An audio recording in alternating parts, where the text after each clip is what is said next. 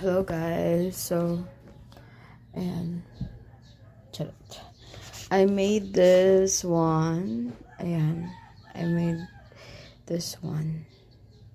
Hindi pa siya tapos. Ito. Ayan. So, wala lang, share ko lang. It's August 25 today. And hapon na guys, magfo 4 PM na. Share ko lang. Super lagit ko na. And naligo na ako. But I'm super fresh pa rin.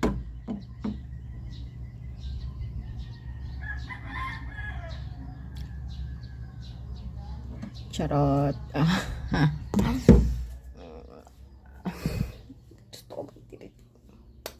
So, yung bagong space is medyo nalinisan, unlike before na super kalat. As is like, what the fuck is this?